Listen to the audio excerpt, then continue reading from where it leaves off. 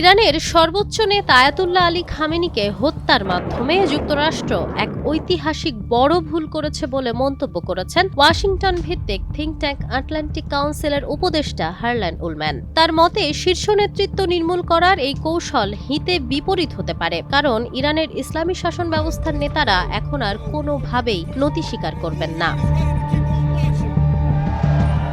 হারল্যান উলম্যান আল জাজিরাকে দেওয়া সাক্ষাৎকারে জানান, খামেনিকে হত্যার মাধ্যমে তাকে শহীদ হিসেবে প্রতিষ্ঠিত করা হয়েছে, যা প্রতিরোধ যোদ্ধাদের আরও ঐক্যবদ্ধ করবে। তিনি সতর্ক করে বলেন, সুপ্রিম ন্যাশনাল সিকিউরিটি কাউন্সিলের চেয়ারম্যান আলী লারিজানি অত্যন্ত দক্ষ একজন ব্যক্তি এবং তার হাতে নেতৃত্ব চলে যাওয়া মানে ইরানের অবস্থান আরও কঠোর হওয়া।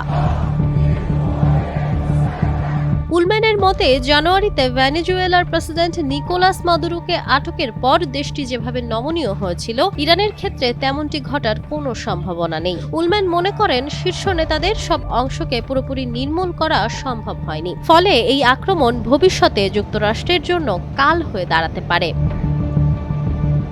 Nafisa Noal, Times today.